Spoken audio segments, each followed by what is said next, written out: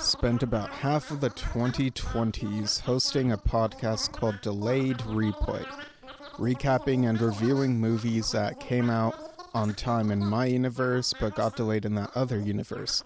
And as such, the movies as they were in my universe came out differently. Some listeners not of this universe even think that this is an improvised comedy podcast. And hey, let them think what they want. It's entertaining either way, right? I'm Shinder, and you're listening to Delayed Replay Season 6. Hashtag 6 seasons about movies. New episode every other Saturday. Unless I say otherwise. Hello, listeners. Welcome to another episode of Delayed Replay, that podcast where we recap and review movies that got delayed in that other universe but came out on time in our universe. I'm your host, Shinder, and joining me for another episode of this show to talk about The Woman in the Yard, it is Hayley. How's it going, Hayley? Hello. Thanks for having me again. It's been a while, but I'm excited because this time we're talking about a horror movie, which I do love the genre, but for a while I wasn't really into like the genres of movies because they scared me too much, but I am working through that now. It's been a personal journey. Yeah. I kind of feel that because when I was like four or five or whenever it was, A child. yeah, when I was a child, are those the lyrics at the beginning of a song? Or I don't I don't know. know. When I was a young Oh no, child. it was when I was a young boy. Oh yeah. Yeah. I mean, it was basically that era, Yeah. late 90s, early 2000s.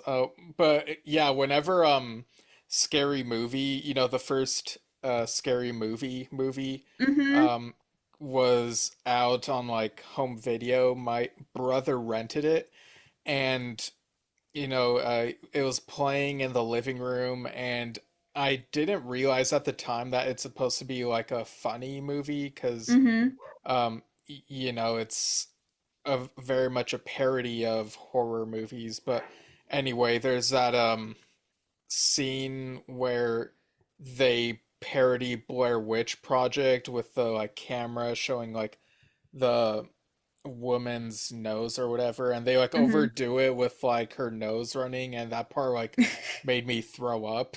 Oh no. So I guess I felt like I had an aversion to horror stuff at that time. hmm But then in third grade, I got really into the Goosebumps books and the show, hmm and in sixth grade got introduced to Saw, and then like In 20 sixth grade? yeah. Yeah, my brother showed me the first couple movies, and Okay, so your brother just continuously traumatizes you, I guess. I It's mean, it's interesting because I don't even know if he was as much of a horror fan then as I consider myself now, Hmm. but yeah, in like 2010s onward, I was basically all in on exploring various horror movies. Yeah. Yeah, I was the same way except in like the literature category. So like I like reading horror. It's like definitely my favorite genre of like, literature. And I also like games, but only if I can watch a playthrough of them on YouTube, like and not actually play them because that's too scary for me because, I have to like control the person and that's like too much. Um, and I do have like some on Steam though that are more kind of like a walkthrough story, and that's like okay because it's like okay, well, it's like a static sort of thing. Um, but yeah, no, movies were always like one of those things where honestly, I think it might have even started. You're gonna laugh, but I think it started when like I watched like The Haunted Mansion, like the Eddie Murphy one Oh from yeah. like the early 2000s, and like that like scared me when I was a kid. So I was pretty much like after any point after because you know. Yeah, I mean, I guess he would have been four when that came out, right? It's um 2003. I guess so, yeah. Or I could have because I know I rented it at Blockbuster, so I could have rented it like a couple of years after that. But yeah, it's scary. And then also going into the Blockbuster and like going into like the forbidden section of like, the scary horror films. And I Yeah. never actually rent one, but I remember I saw the DVD case for the Human Centipede, and I Oh my never, gosh. yeah, literally just the case of it like traumatized me. And I have never watched that movie and I refuse to. I've No, only yeah, I'm consumed it. never gonna watch it. Yeah. Yeah, I've only consumed it through the Wikipedia page, and that is the extent of what I can take. And even that, like I read it and it like scarred me. I was like, oh, this is like this is so nasty. Yeah, I mean, even the South Park parody of it is pretty bad. The Yeah. human scent iPad. Ugh. So, yeah. Um, but yeah, but no, but slowly I have been kind of like exploring the yeah, like the horror genre more in like film. I think I started watching like more like TV, about like or in the genre. Like I watched like Haunting of Hill House, Bly Manor, like all the Mike Flanagan stuff, and have like slowly started like watching more movies. And I've definitely grown more like accustomed to them. I think because like the ones that always like freaked me out the most were the ones that had like the jump scares, because I don't like being startled. So, and I find lots of the horror that I actually tend to like more is more of like kind of like the psychological one, which is the movie that we're discussing today too, is more of like a kind of like a psychological horror. So that's great for me because that doesn't mean, there usually are like I don't know, too many like cheap jump scares, But I also like slasher films sometimes because a lot of them are just kind of like dumb and goofy. Yeah. That's kind of just registered for me, but I kind of think slashers are like to the horror genre what superhero movies are to like No, how geeky dare you blockbuster make that comparison? genre. That is that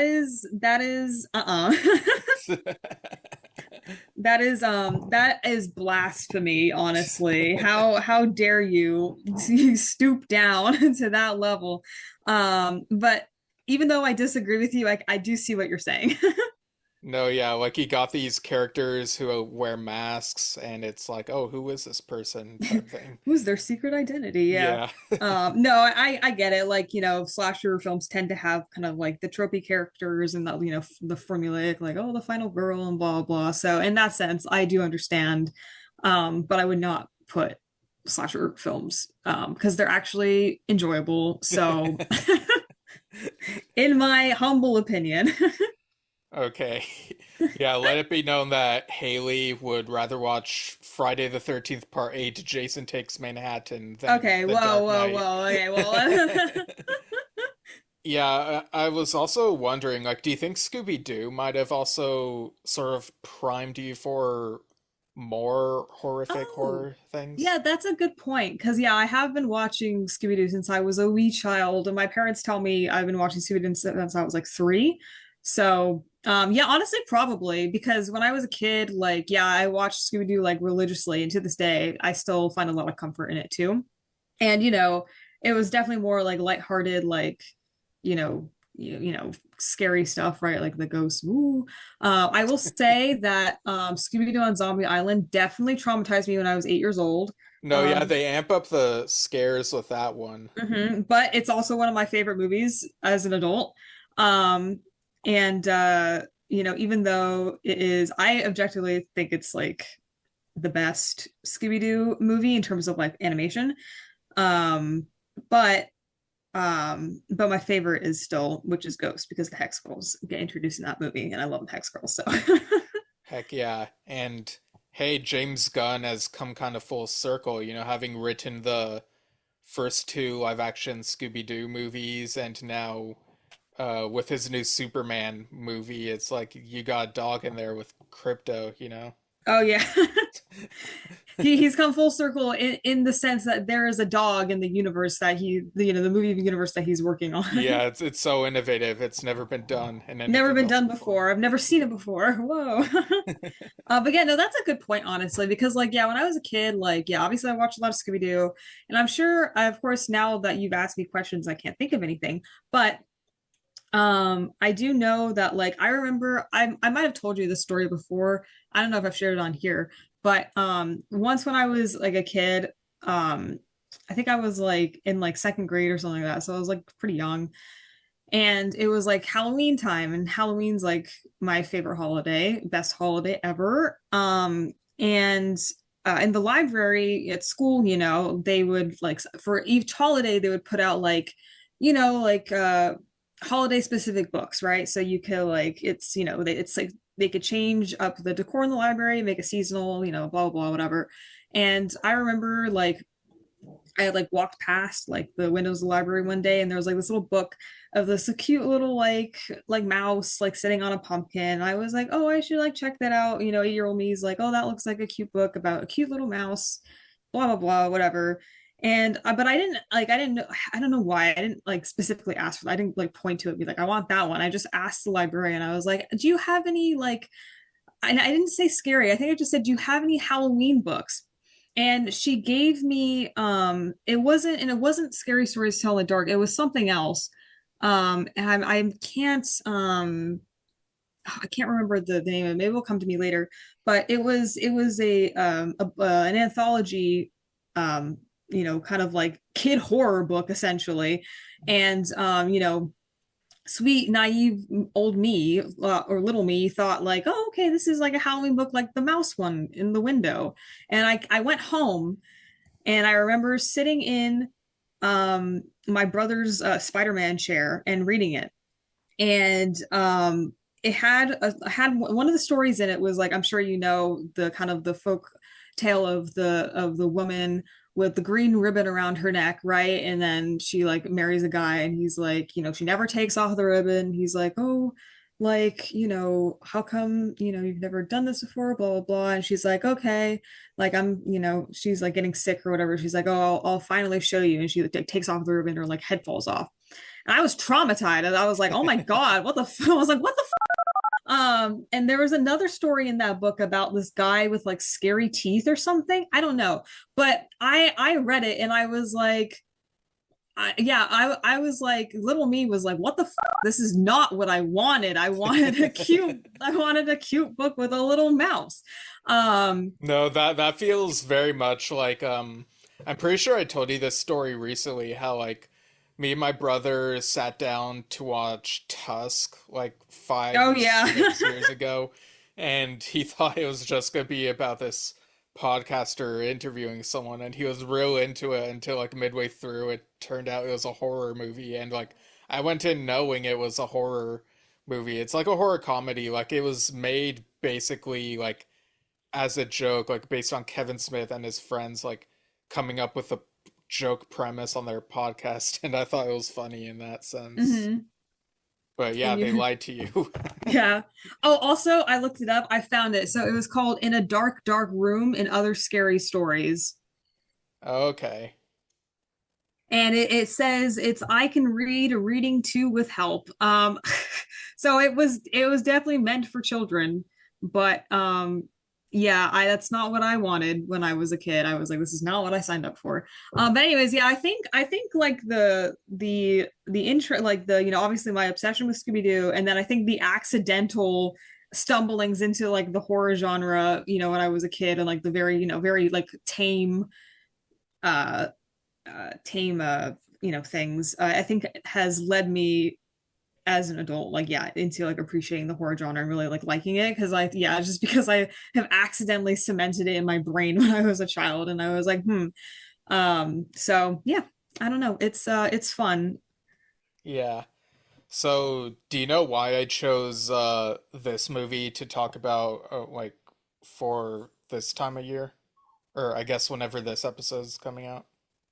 Because it's already been scary the past 2 months. I mean, you're not wrong, but so this episode comes out March 8th, which is International Women's Day. Mm-hmm. So, and this movie has woman in the title, the Mm-hmm. woman in the yard, Go woman. Yeah. We are a very pro-woman podcast. Yes, we respect women. Yeah. I would hope so. Yeah, yeah.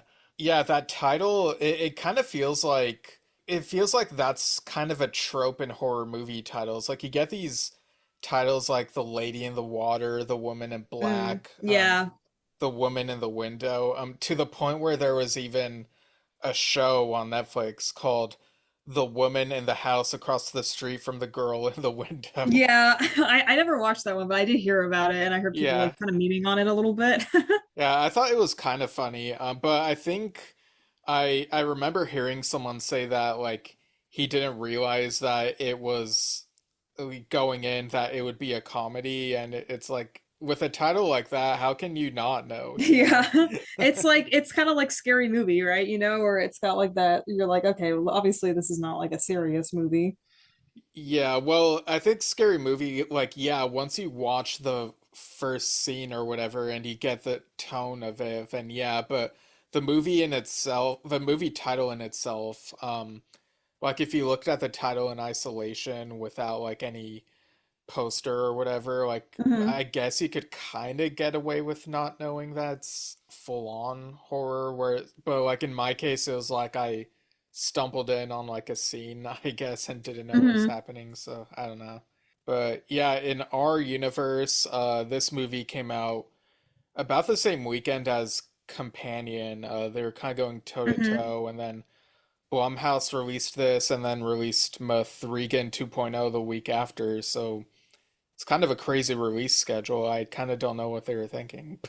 Yeah, I mean, that tends to happen sometimes, I guess, where maybe they just kind of like gave up and they were like, well, let's just release it now.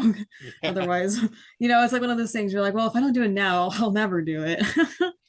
Yeah, they're like people aren't gonna be too into horror after these January weekends. So we gotta Exactly, put them exactly. out They're now. like, we got to put it out before people get too exhausted, you know? Yeah, yeah.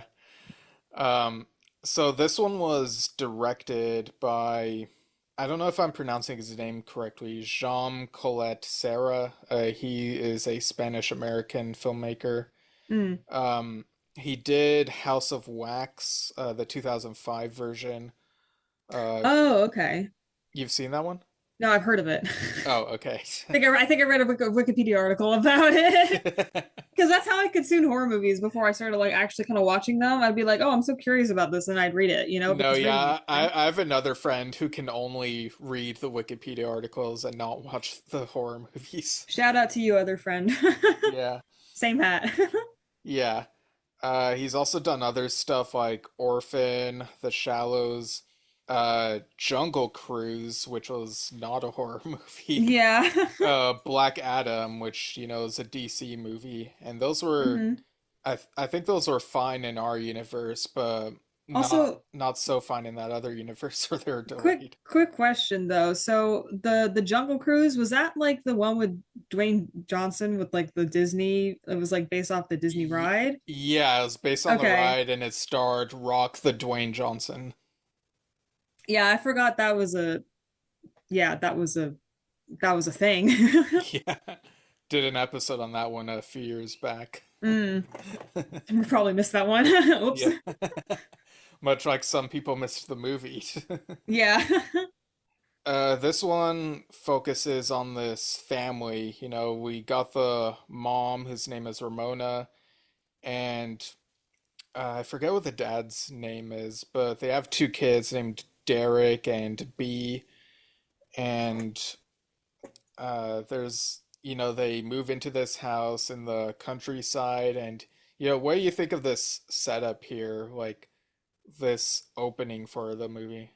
I like the setup, especially like the shot where it kind of pans over like the whole setting, so you have like kind of like I don't know if they explicitly say where they're at, but I'm assuming like my first guess is Kansas just because like of the way it looks, or somewhere in like the Midwest, and uh yeah, I don't know, I like the colors, like it looks like they stuck to a kind of like a color palette, and it doesn't, it didn't look too like washed out to me or gray, but it did look like consistent with like, I don't know, like a realistic depiction of the setting they were in, but not like, not too bold, not too washed out. I don't know. I liked it. It gave me very like Southern Gothic horror vibes, which and with like the promo pictures, I got that vibe too. The trailer, mm, But Today's the yeah. day. Yeah, I was like, girl, what are you talking about? But I guess like, that's what you find out. But yeah, I think we talked about this like briefly before too, but I think we both dislike okay, horror trailers can be a little cringe sometimes, like not gonna lie. Yeah. Because they try to make the trailer seem scary, with like I don't Yeah, know. they do like this jump scare editing type thing. Yeah, it's almost like, when you have something and you try to make it like too dramatic or whatnot. That's what it feels like to me, like they try to put like too much emphasis or like I don't know. I think like especially for this movie, I definitely think the trailer didn't really like match the action movie which we got, which like honestly, thank God because I didn't like the trailer. Um, but yeah, I do wish that like maybe in the future studios can put like maybe make the trailers like not so cookie cutter for horror films because it doesn't really work for like every story you're trying to tell. Yeah, like all a trailer needs to do is be a little creepy, like, Mm-hmm. oh my spouse passed away, but I got this letter that's in his handwriting, looks like it was written yesterday, and it's like that's all you need, Something like Mm-hmm. that. Or sprinkling, yeah, like a little mystery. You Yeah. gotta you gotta want to keep the people guessing. You want them to be like, oh, what's gonna happen? I want to see what happens in the story.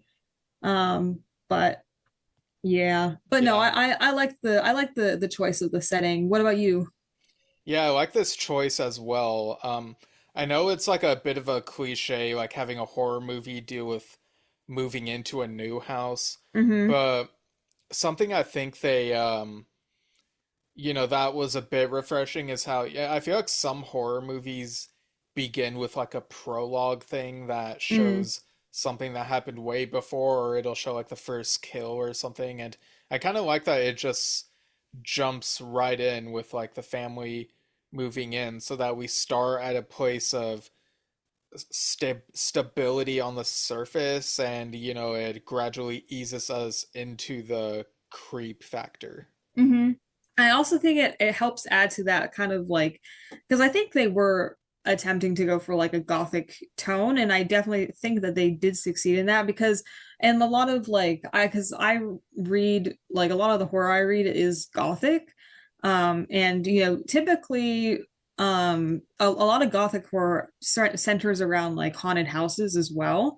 So like you got that they move into a new house.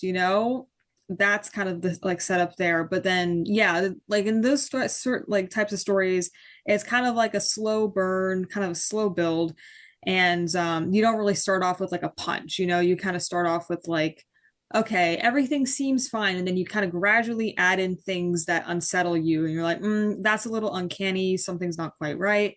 And then it kind of builds and builds and builds until you get to that climax point, and then everything like shit hits the fan, and then you from there go down to your resolution. Yeah, definitely.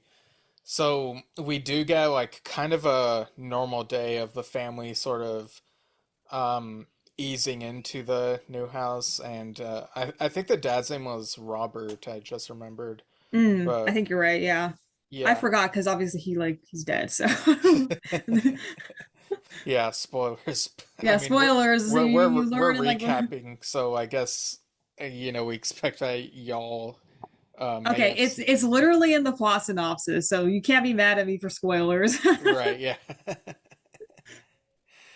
Yeah, so they have this dinner and they realize that like because we see like all the ingredients laid out and all the dishes are being made, but when it comes to setting the finished dishes on the table, like they realize that something is missing, and it's uh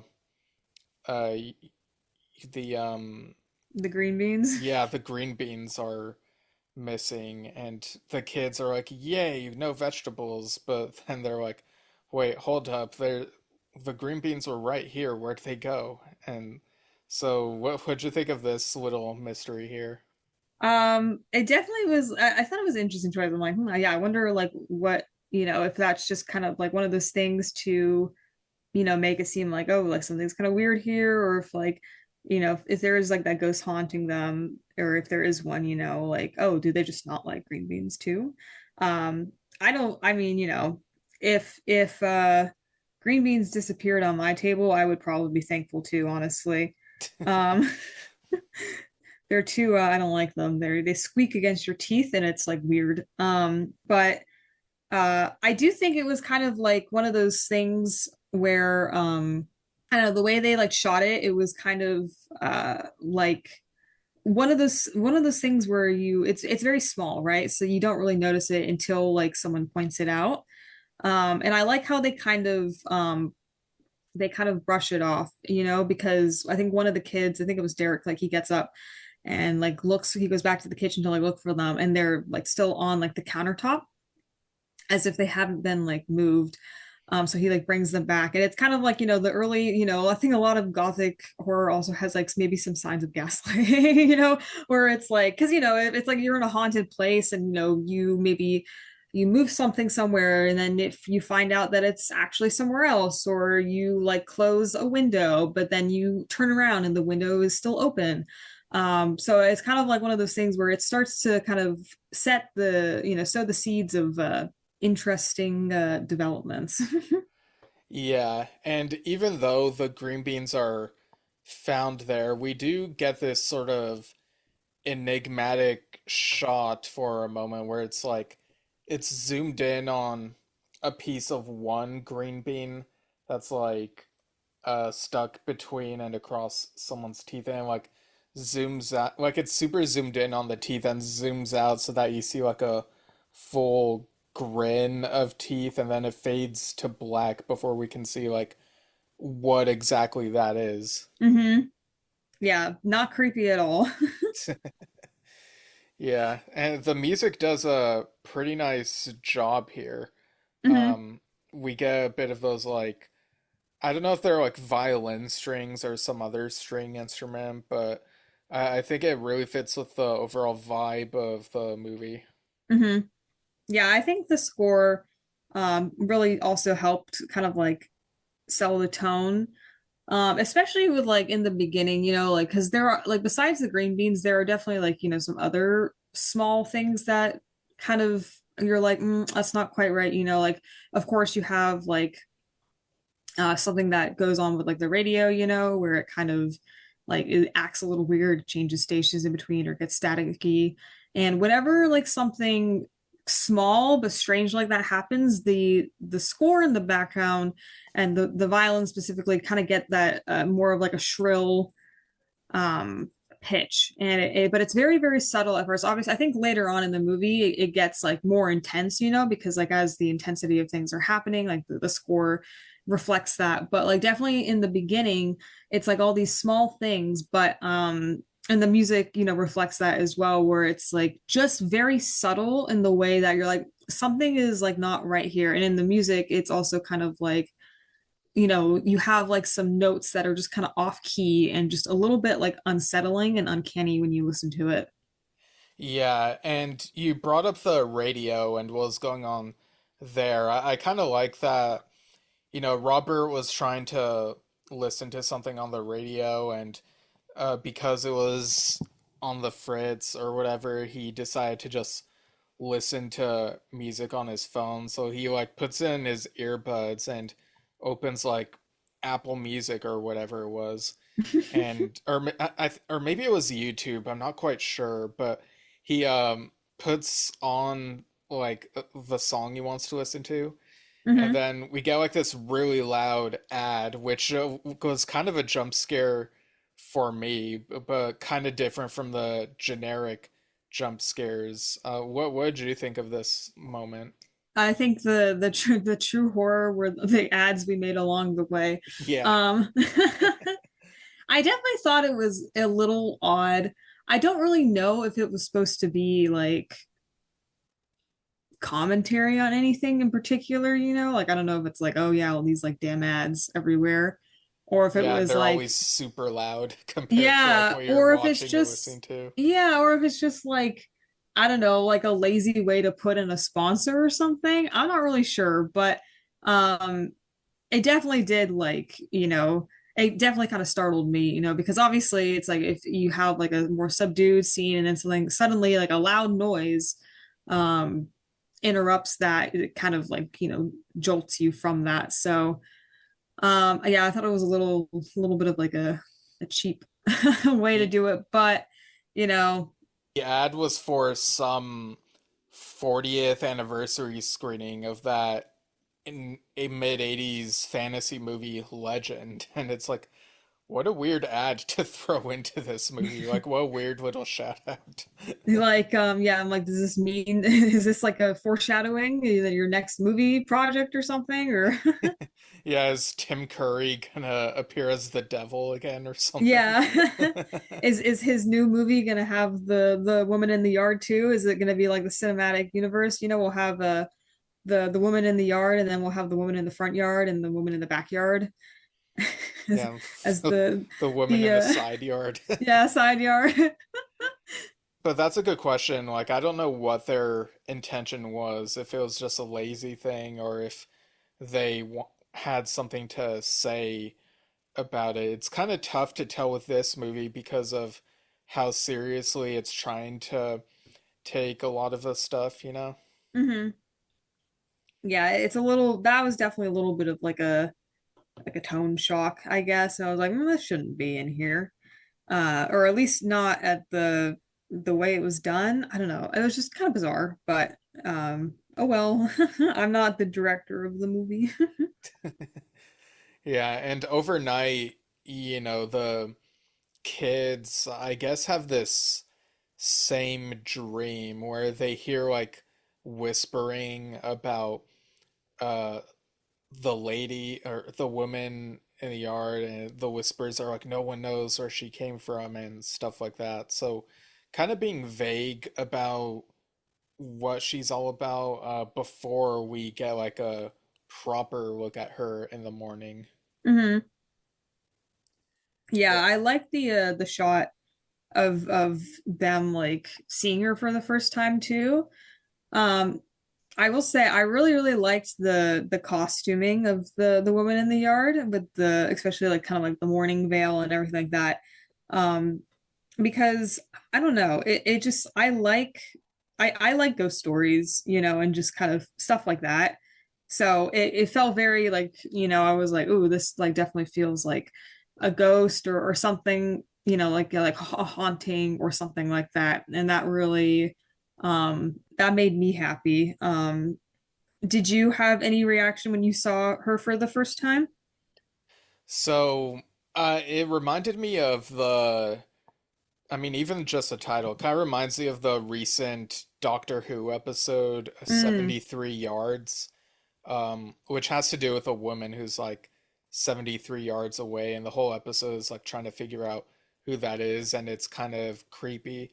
mm, But yeah, but this was, this is trying to lean more into the horror aspects mm-hmm, than that episode, and um, I was kind of surprised how, we heard her say today's the day in the trailer, but mm-hmm, here in this instance, when she says it, she kind of whispers it. So I guess for the trailer, they wanted it to be a louder delivery, which kind of mm-hmm. reminds me of the loud ad as well. So yeah, Maybe they it's, swapped the audio for that. yeah. Yeah, she's like, today's the day. Yeah, And ooh, even that was creepy. yeah, and so even though she whispers, they somehow understood what she's saying. So I was a little confused here. Like, was there like a telepathic thing going on here, or like what was it? I don't know. I guess it could have been like, I mean, the way that I interpreted it was that it, I mean, because they had like they had like dreams, right? Like the night before, Yeah. and they woke up and they were like, oh, there's like the strange lady in the yard now. And I think I think it's one of those like ghost logic things, that you just have to accept. um for it to be like creepy and stuff. It could just be that like maybe that they did have like some sort of connection with her because they were experiencing dreams, and they saw her for the first time as well. But I like to think that like um usually in horror movies in uh, from what I've like seen, or even just like the genre in general, is that like children are usually portrayed as like, knowing, what is up when it comes to horror, because they're always like, oh, like mommy, look at the scary man, and she's like, oh, you're a silly imaginary friend, So I could see it as being kind of like that sort of trope too, where they're just kind of like more, they got more of like that sixth sense. There's definitely a bit of a Sixth Sense influence. I was actually like just thinking about it, especially like with the dad, Robert. But yeah, we get to that revelation a bit later. But in the Hmm. meantime, they're like debating whether to, call someone to get rid of her. But then they're like, well, technically, she's not standing on what's considered our property. Like it's just Hmm. outside the line on our deed or whatever. And it also it kind of reminded me of if like someone is playing D&D and they decide to wait in the same space for like 70 turns or whatever. I mean, yeah, it's their choice, right? Yeah. But yeah, like every now and then we hear her say today's the day and they're like wondering like what day is it? And it's like really weird. Hmm. Um Very, very cryptic. yeah, and we also get these very breathtaking shots of, Lily of the Valley, which feels a little out of place with in my opinion from like what we've seen of the surroundings here. So Hmm. and I loved the cinematography for like when they show it, but I was a little like taken aback. Like I was like, huh, I wonder what this is all about, Like what's the symbolism here? Well, I think there was a point in because and I can't remember if it had happened like before or after the first time they had the shot with the lily of the valley, but I think it was mentioned at some point that they were like Ramona's favorite flowers, and that her Mm. husband always got her like a Ramona Flowers. oh. Now wait a minute. um but no, and then like her husband, like Robert, would always like, like whenever he went out to like the supermarket or the grocery store, like we'd get her find and get her some, so um I think that's it is like it doesn't necessarily match with like the setting, but from like, that perspective, it's like, oh, okay, um that makes some more sense. But I also like Lily of the Valley, as flowers have like meanings and stuff like that.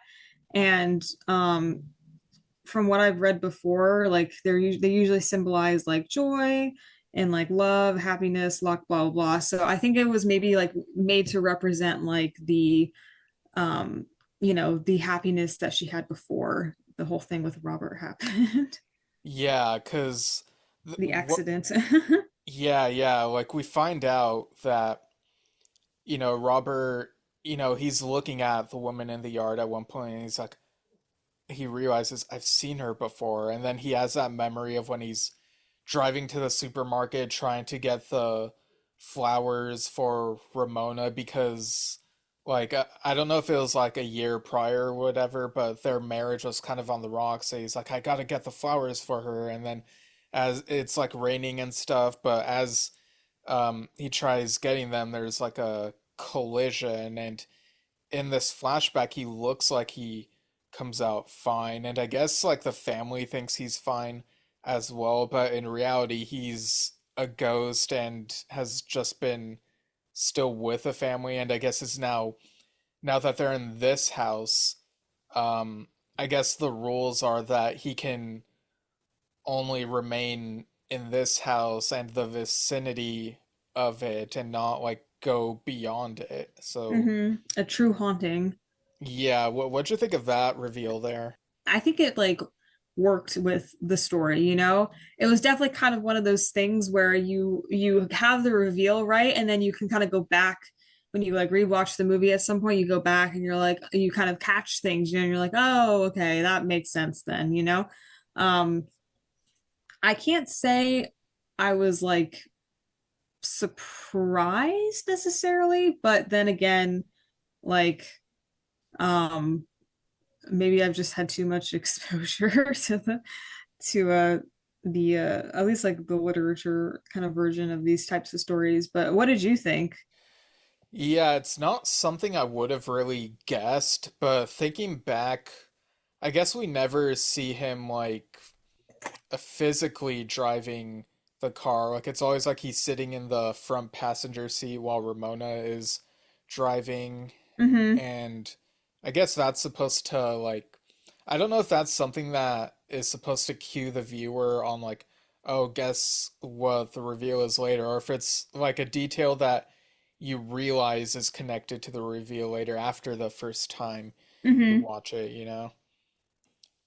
Um, but so I guess I was fine with it. Like for me, I think as long as the vibes are effective, like if the vibes feel creepy enough, if the music feels good enough, then I can sort of go along with reveals like this along the way. Mm-hmm.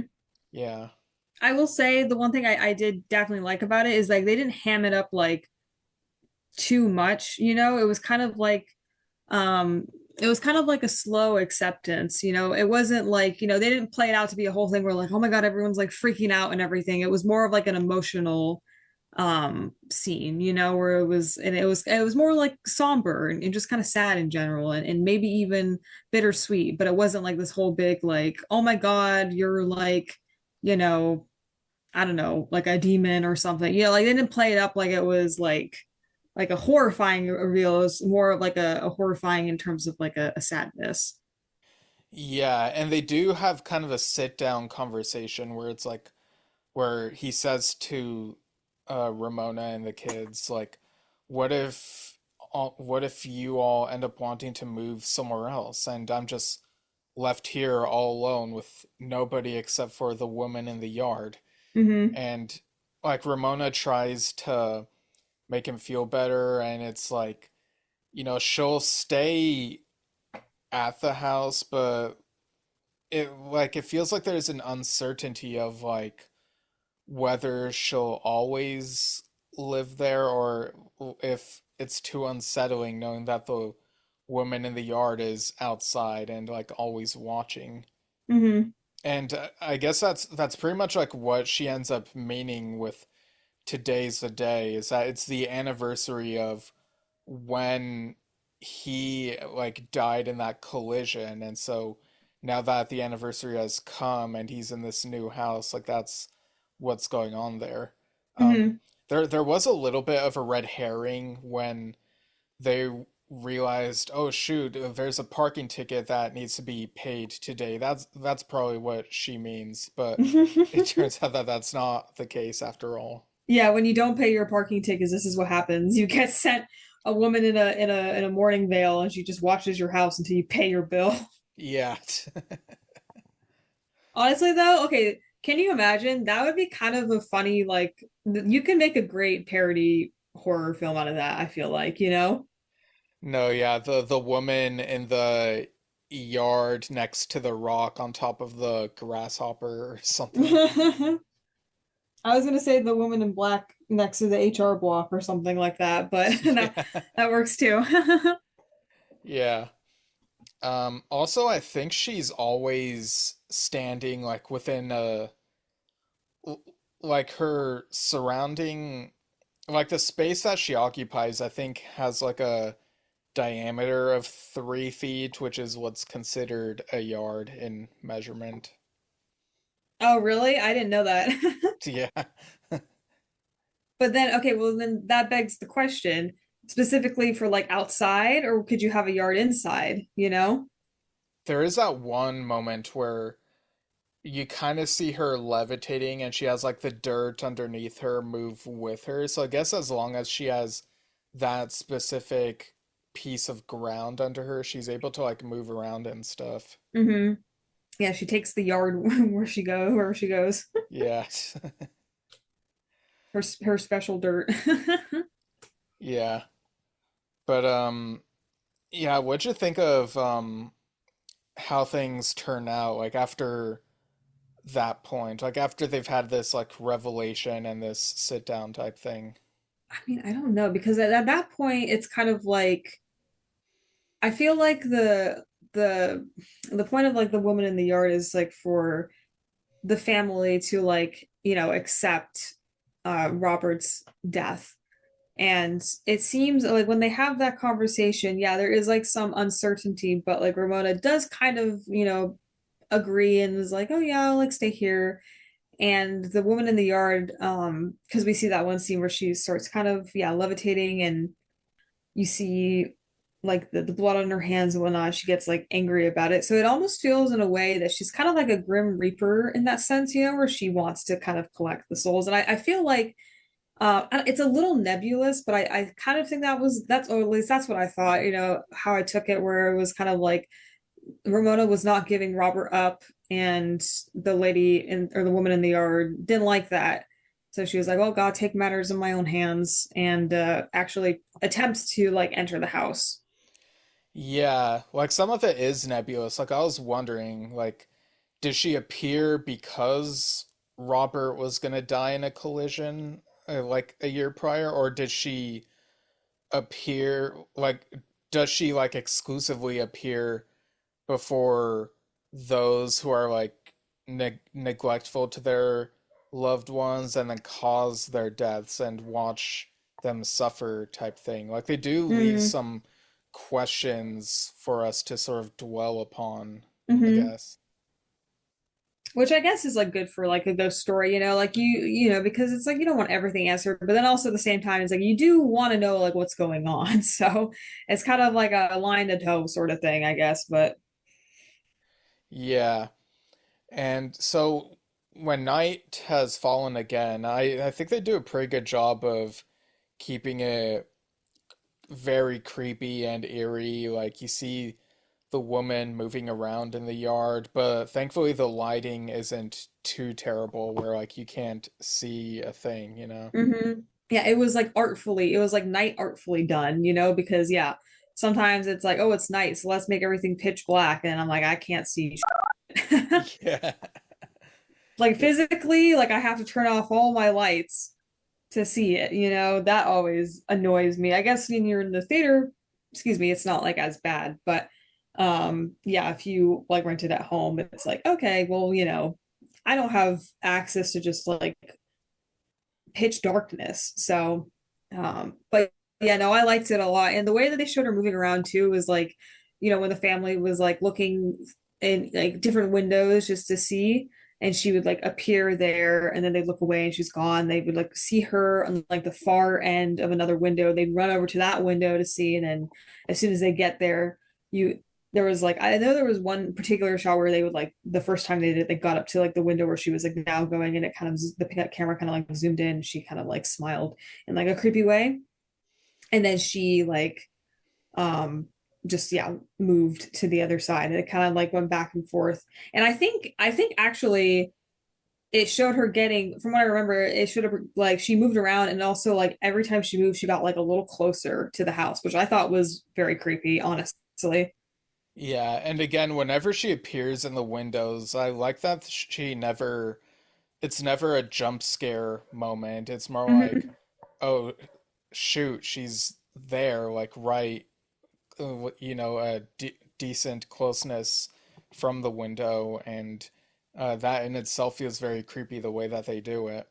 Mm-hmm. Yeah, very kind of like and yeah, instead of like being a jump scare, it's more kind of like building anticipation, which I Yeah, guess is like a jump scare is kind of like the release of that anticipation, but this was kind of more of like I don't know, kind of more of like instead of like maybe building up to like being shocked or fearful, kind of more of like a dread, like like you have a feeling that you know what's going to happen, but like, and you like don't want it to happen, but it's not up to you because you're just an audience member. yeah, and Robert is like telling them, you all need to get out of here, and you have like It's me the she wants. Yeah. yeah. That was a little cringe, but I'm the most wanted man. yeah. Yeah, I mean it is cliche, but I do like that his heart is in the right place. Hmm. I kind of don't like though how like after this movie has come out, people have been making memes where like they've been shipping Robert and the woman in the yard where it's like I never read into it as like a romantic thing, like that the woman wants him in that way. So it's No, I literally like think she what's just wrong wants to with collect people? his soul. I don't know. Some people, I don't know. I have no comment on that. I'm not gonna say anything. No, we need to shame people. Yeah, if you like this, even though you're not hurting anyone, you should feel ashamed. Yeah. So he kind of does this thing where he feels like he has to like walk out and face her. And obviously he does like one last loving moment with the family. He Hmm. kisses Ramona and he hugs the kids and uh tells them to eat their vegetables, which is really cheesy, but I Did you eat mean your green beans? Yeah. but I mean it's the end of the movie, so like whatever. Hmm. And so he goes out into the yard, and as he walks up to her, there's a moment where her face kind of does this crossfade thing where in one moment it kind of looks like a skull, and another it looks kind of like a wolf. So it's like a wolf man in the yard, sort of. But, but, and like there's like a full moon because, like, cliche in horror movies type thing. Um, but yeah, he goes up to her and she holds up a lily of the valley, and then um, it's like she uses it to absorb his soul. So what'd you think of that moment? I guess it was like kind of a full circle sort of thing, right? Yeah. It felt, well, I don't know. I guess it was kind of poetic in a way, right? Because like his soul is like now in the thing that it's like something that like, yeah, it reminds her of him and, blah, blah, blah. So I thought it was poetic and in like a, kind of a little bit of like a cheesy way, but I was like, you know what? That's fine. Yeah, and of course because of all these events, the family, um, B, Derek, and Ramona. B is short for Bethany. I don't know if we said that, Hmm. but they feel like they can't live there anymore. So, I mean, uh, I wouldn't if I was them, yeah, so a bit of time has passed.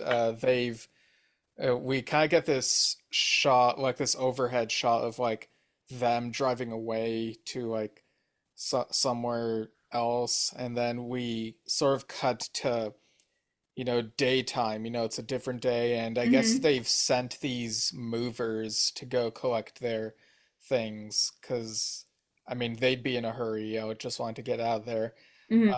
And, as the movers are having their kind of cheesy banter, one of them looks out the window, and for a brief moment, like you could see Robert, because, like he could not leave that place. So I don't know if this is like just an echo, like an image that emulates him, or if he's literally still there. But what was Mm, your interpretation of that? I mean, I thought that it was maybe like an echo, especially if like, this is like a haunted house, right? I don't think like because like I don't know, we saw his soul get sucked into a flower. So like, I mean, maybe a part of him was still there, maybe Yeah, maybe the matter of his physical body, but not the soul itself, is still yeah, there somehow. or like, or maybe it's even the fact that like, it's not his soul, it's more of like a memory, like an yeah, like an echo, like you said, Yeah, a Um, shell, maybe. hmm. And he becomes the man in the window. Yeah. Yeah. Um, yeah, we can have the blank in the blank cinematic universe. Yeah.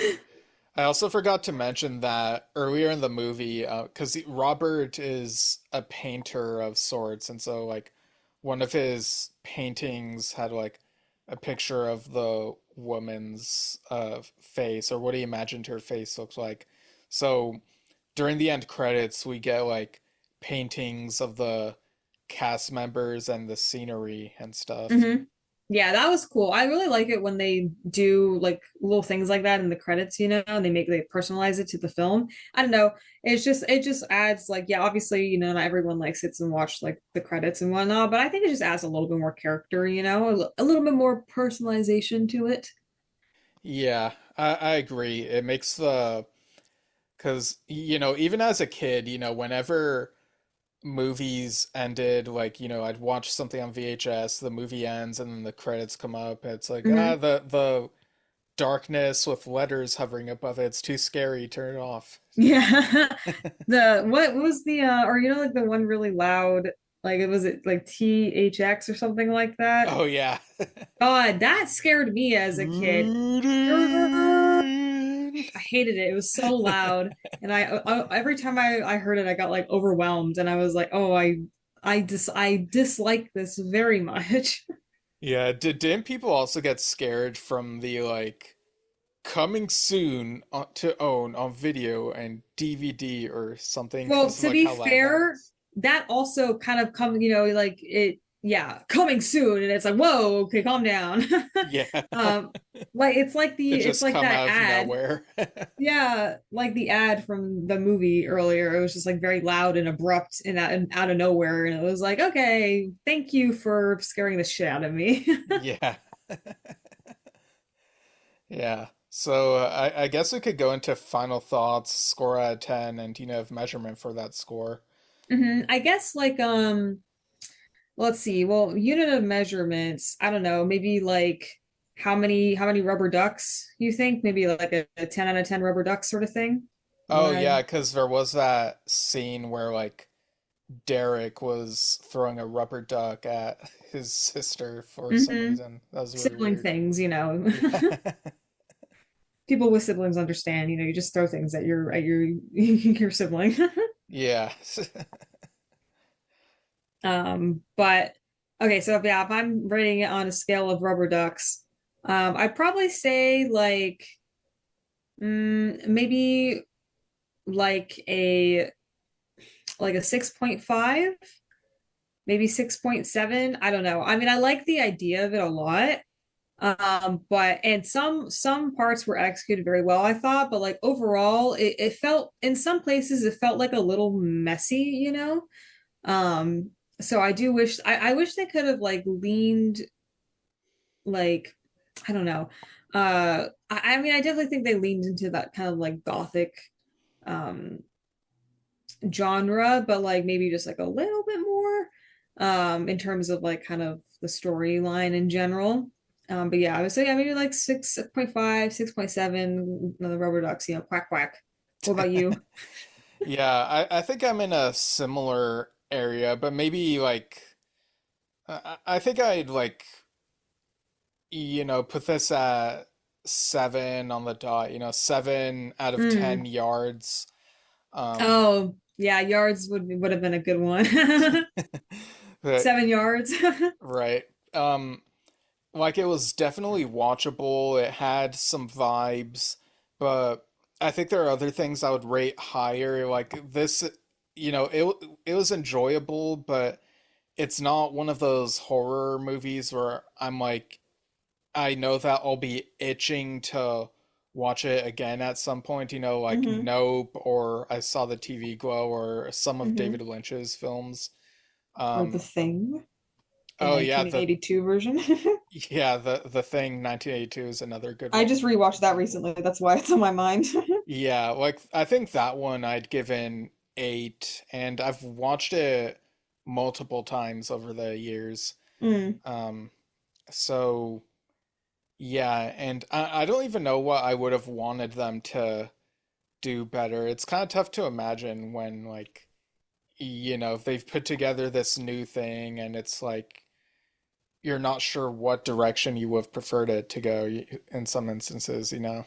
Yeah, it's like I feel like I have like a general idea, but it's kind of like I don't know. I feel like there were a lot of ideas kind of floating around in the movie, and I think maybe I wish they kind of like had focused more on like, I mean, I don't know, there was like that, there was the main like core story, but like I just wish it was maybe like tidied up a little bit more. Right. Yeah. Like it definitely could have been tighter. I agree. Hmm. But at least it wasn't like just jump scares, you know? Yeah, no, I definitely appreciated the kind of like that slow burn pacing, because and obviously there were like a few kind of jump scares, but not like, I don't not in like the traditional way, I guess, that you would like typically see, from like a R- slasher film or like, Right. It's yeah. like something would show up and you wouldn't notice, and then you'd be like, oh, whoa, that was there the whole time? Yeah, more of like an unsettling sort of like atmosphere. I think they did the atmosphere really well, and that's what lends itself to the horror because especially like if you do go and rewatch it, there are some things you can notice that you didn't the first time and you're like, that's weird. Yeah. Yeah, for sure. All right, so yeah, we've pretty much done it. So thanks for joining me again, Haley. You said that with such like pronounced like What? I don't What's know, I wrong just with said how I like said it? you're like, thanks for joining, Hayley. And I was like, oh, am I in trouble? Oh, yeah, I'm gonna have to listen to You're this welcome, when. Steven. Yeah, I'll have to see how that sounded when I edit it, because I Yeah. didn't feel like that was how it came across. But yeah, so do you have like anything you want to plug? Like, I don't know, something you've watched that you want to recommend people check out? The Thing, 1982. Okay. I also recently saw The Lost Boys, and I like that. Oh, Um, okay. and yeah, I will say my next watches I have on my list are Escape from New York and what was the other thing? I had another movie like pulled up because I found it for free. An American Werewolf in London. Okay. Yeah, I've seen all of those. Escape from New York. That's the first one, right? Is Escape from LA the second one? Yeah, I think so. Okay, well, whichever the first one was, I remember I wasn't vibing with it, but that was years and years ago, so like I don't know how I'd feel about it now, but I'm curious to hear Hmm. like how you'll end up feeling about it. Yeah, well, um, I mean, to be honest, I mostly want to watch it because Kurt Russell's character looks cool in it. So I just want to see, I just want to see him. Yeah, it's not even to see how thought-provoking of a concept it might be. No, honestly, not really. And typically I don't do that, but I was like, he looks like a cool character, so I want to see the Right. movie. Yeah, he's that archetype. Yeah. Mhm. The And oh action my guy. God, I didn't realize. I mean, I guess it makes sense because I was like, oh, this like character's name is Snake, and I immediately thought of Solid Snake from like Metal Gear. And apparently, like Escape from New York was the inspiration for that game and for Solid Snake. And I was like, oh, okay, well that makes sense because they both are buff men with eye patches. So like, yeah. Yeah, that is pretty funny. And Kurt Russell's character is literally named like Snake, like Pliscon or something like that. But his name he goes by Snake, so it's like very obvious of a connection. So I thought that was funny. But yeah, do you have any movies you're gonna watch soon? So I don't know how soon, but I've been meaning to watch Let the Right One In and the remake, the American remake, I think it is, Let Me In. Um, Okay. I see that they're available on like, I think one of them is on, maybe they're both on Tubi, or maybe one of them's on Tubi, the other's on something else. Hmm. So I've been meaning to watch those, but I mean, it'll really depend on like how I'm feeling these Hmm. days. I have been rewatching Twin Peaks again. Oh Uh, yeah. yeah, this is like my sixth time through the original Oh my series. God. Yeah, I know. Because like February 24th was Twin Peaks Hmm. Day, and this time around I actually watched the prequel movie first. The Fire Walk with Me, Yeah, right? Yeah. which I do not recommend for first timers, like Mm. because it spoils some things that happen in the show. But Yeah, I uh, want to watch. I want to rewatch Twin Peaks because yeah, the first time I watched it was like a really long time ago, probably at least like 5 or 6 years ago. But I don't know where it's streaming right yeah, now. it's on. It's at least on Paramount Plus and Yeah, maybe on I'll somewhere have else that. as well.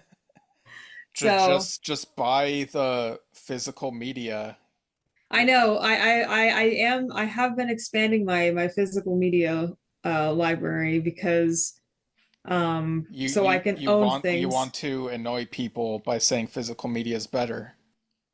I mean, it is. Uh because on a streaming service you don't own anything, and things can be taken away without your knowledge. um and yeah, if you own it, as long as your DVD player works or you have a place to watch it, then you're set, you're good to go. Although some DVDs can be hard to find. I think I told you, like, I really want to own Scooby-Doo Mystery Incorporated, and I can find the first season on DVD, but I can only find half of the second season on DVD. I don't know where to find a full disc, a full, a DVD that's the full second season. It like doesn't exist. And I've looked on eBay too, just out of curiosity, and people are selling them for like over $100. And I'm like, ain't no way I'm gonna spend $100 on a DVD. So I don't know like where to get it, but like, Yeah, like that in itself is Mystery Incorporated, you know. yeah, haha. He sounded so disappointed. I was. I was. You took Yeah, it. There was a cheap shot and you took it. yeah. You're like, you're better than that. Come on, Yeah, bro. you're better than that, Steven. You're funnier than that. No, no, but But yeah, yeah. they should rectify that, like renew it for like Yeah, another just for me DVD release. specifically. Yeah, Yeah, just to make me happy. yeah. They'll be Is like, there a they'll be like, well, guess we gotta make Haley happy and put this exactly? You're out. like, oh, Haley's complaining again about not having season 2 of Scooby-Doo Mystery Incorporated on DVD. Guess you got Yeah. to re-release it for the whole world. Is there okay if I don't know if you have a DVD player, but like if you did or if you do, is there like one movie in particular that you want on DVD to say you'd own forever? Like that you don't have already, if you have Um, that, because I don't know. that's an interesting question. So these days I play DVDs on my PlayStation 3, Hmm. um, and Blu-ray as well. Um, So fancy. No, I have a Blu-ray yeah. player too. Yeah, I don't know what one, and it would have to be on DVD. Or Blu-ray. Okay. I don't know. I feel like Mulholland Drive would be an interesting one to own. I have that on DVD actually. Wait, you do? I do. Have you seen it? No. Oh, So dude. I know. I've been meaning to watch it. I just haven't gotten around to it. I have it on DVD because the old place I used to work, my old boss had like a bunch of DVDs, and he just gave them to me one day because he's like, I don't want these anymore. And I know you have a DVD player, so I have a shit ton of DVDs that I've never watched actually that were donated to me. And one of them was Mulholland Drive. So I just haven't, yeah, I haven't watched it yet. I mean, like I said, I've been meaning to, but like I literally just like forget I have it. So I need to get on that. You know that's a David Lynch movie, right? He Mhm. co-created Twin Peaks. Yeah, and also did the first Dune movie. Yeah, we don't talk about that. Yeah, I Um, know. but yeah, I'd be very curious to hear your reaction and interpretation of like that movie. Yeah, I like I said, I definitely do want to watch it. I just haven't gotten around to it yet. So I will eventually. Um, but I'm gonna have to visit and just put it in the DVD player, aren't yeah. I? Oh, hey Steven, I didn't know you were coming today. What are you doing? Oh, my DVD player. You're like, sit down. Watching this now. Yeah, But have this popcorn. Let's watch the movie. yeah, exactly. You do not get a say in this. Okay, You're gonna hate me, but like I think the first David Lynch like media I saw, like, film or otherwise, was the Dune movie made. I mean, honestly, it was probably mine as well. Like, because I know I first watched Twin Peaks in 2014, Mhm. and I feel like I watched that Dune movie before that, sometime in the early 2010s. Um, Okay. yeah, but I didn't know the connection until like way later. And you're like, wait a minute. Yes, both of these have Kyle MacLachlan in them. Hmm. Yeah, yeah, honestly. He plays I have like shoot, what is the character he plays in Twin Peaks? Agent Dale Cooper. Yes, Dale Cooper. Yeah, he's my favorite character in Twin Peaks. Yeah, I'm he's sure I'm he's sure great. I'm sure that is not an unpopular opinion, but I'm just saying, you Yeah, know. I only know of one person who didn't find him interesting. What? One of the critiques was that, okay, so I think when he watched the first episode, because, the first episode, the pilot, there's an international version where it's edited to be a movie, so the Oh. ending is different. It has like a more conclusive resolution, sort Hmm, of. interesting. Well, I did not know that. like it has a scene that resolves a mystery and then a scene that's just bonkers. A bit the Red Room scene, which got Yes. repurposed for episode 3. But yeah, so there's an international version that ends like that.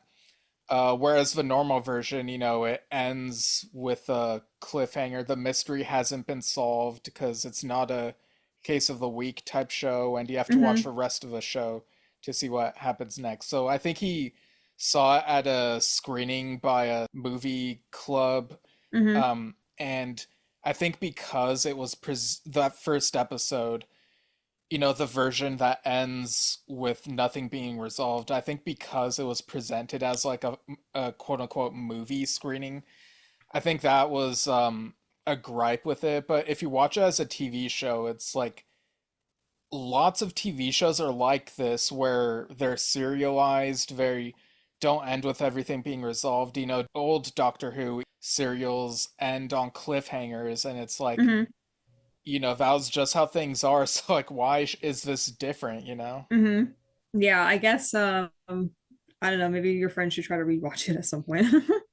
I don't know if he will, but If you're it listening to is this, what it Steven's is. friend, you must rewatch it. I mean, I don't know if he'll enjoy it even with all of that context, Mm, but people watch what they like, and it's yeah. fine. I don't want to force people to like not enjoy to like watch things they feel they'll never enjoy, but I'll Are also you like, trying to say something about but like me making you listen to something in particular?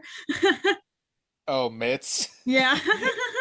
I mean, I am gonna try that again, but like the YouTube version and see if that's different. But Yes, I recommend the YouTube version because it has pretty pictures and they have little animations. right, but I'm not gonna force people, but I'll also like defend what I love watching it and Mhm. explain why I love it if I'm asked. But yeah, there are like some times where and this is not in like this example with Twin Peaks, but like with other franchises, like with Star Wars, like there's like so much big opinions about Star Wars, and Mhm. I have my things I like and my things I dislike, and it's like I kind of don't want to elaborate too much on my overall thoughts on like every single Star Wars thing Yeah, unless you don't want to feel like uh, you have to like uh, defend yourself for yeah, like liking. unless I'm asked by someone like what specifically do I like about it or something. Yeah. Yeah, not be like, well, why do you even like this? Because it's stupid and dumb. And you're like, man, I just like this movie. Leave me alone. Right, yeah. Or like sometimes I'll like dislike something, but I have from Star Wars, but I have to explain that I'm not one of those people. I don't hate it because everyone else hates it. I hate it for actual real reasons that are important to me. Right. But yeah, so thanks for joining me and happy International Women's Day, everyone. Today's the Woohoo! day. Today's the day. All right. And plugs and other stuff coming from me after this bit, in the edit. And without further delay, have a good day. So, off air, we figured out the Mystery Incorporated DVD mystery. I guess there were a couple different releases, a complete second season, but before that, it got released in two halves, and those can be found under a couple different titles. Danger in the Deep and Spooky Stampede. So yeah, there you go. Right, so whatever socials I'm on, you can probably find in the show notes at Steven Shinder or Steven Shinder Storytelling on Facebook. Go to stevenshinder.com for info on my self-published standalones and stepping stones novels. And you can email delayedreplaypodcast@gmail.com. Let us know your thoughts on yard work. How do you take care of your yard? I don't know. Do you use a lawnmower? I'm also on a podcast called Yes Shift, which I do with my dad. We talk about Yes and people who've played with Yes. We recently had an interview with Ronnie Siago, a drummer who was in the band Circa, which has included a couple Yes people, and he's also performed with former Yes keyboardist Patrick Moraz and all sorts of different things. And check out Drum Talk TV and the membership site drumtalktvbrilliance.com. It's not just for drummers, it's for music fans. So check out what that's all about. And without further delay, here's my other self from that other universe doing a little recap of what he's been up to. Hey everyone, this is that other Steven from the universe where things got delayed. Again, my YouTube channel might be coming back sometime soon, but in the meantime, what have I been up to? Well, in terms of TV, rewatches I've been finding have been tough for me to keep up on. There's a rewatch of Twin Peaks and Avatar The Last Airbender for its 20th anniversary, but I've just been so busy and not watching as frequently as I can. But in terms of new stuff, Invincible has just one episode left in this season. It's been really intense and really gripping, so curious to see how the finale goes. And I've also been watching Harley Quinn. The most recent episode was a little bit of a filler, but I'm curious to see where that goes with all this stuff going on in Metropolis. And Daredevil Born Again has finally come, the first 2 episodes of that show, and a distant continuation to the original, I guess, Daredevil show that was on Netflix for 3 seasons, part of that Defenders group of shows. And then this is also a continuation. It's all in the MCU. When this show is being developed, they were thinking of making it separate from the Netflix stuff, like in the MCU, but establishing the Netflix stuff as a separate universe. Despite Charlie Cox and Vincent D'Onofrio appearing in things. And they were even going to recast Vanessa and even recast her, but then decided to go back to the drawing board at some point and restart development to make the Netflix stuff in continuity with the MCU. And so we have the Vanessa from the Netflix show back, and I think that's really for the best. And it's been a bit of a, there is something that continues from the end of the 3rd season into this one, even though it's several years later or something like that. And I think it's done well. There's a huge thing that happens that I guess is controversial, but it feels purposeful to me.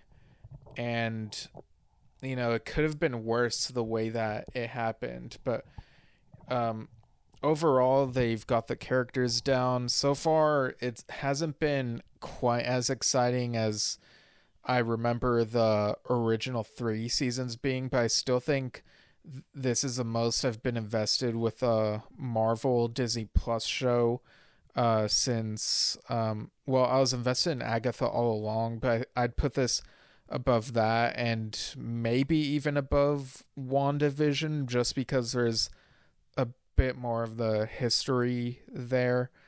Um, if you think about it, there's more Daredevil screen time than there was Wanda and Vision screen time and some of those other characters. A great show, WandaVision, but this could potentially become my favorite Marvel live action Disney Plus show, depending on how things go. And yeah, I'm really invested here.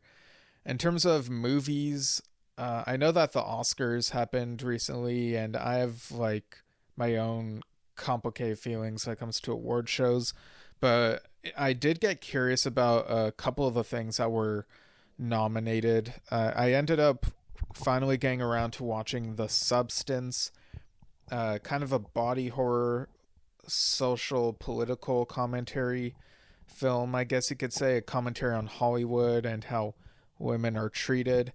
And I thought it was well done. People say it's really long. I think it's more than 2 hours, maybe less than 2.5, something like that. But the pacing felt fine to me. I thought it kept me on the edge of my seat. What's gonna happen next? So I think that one is an 8 for me.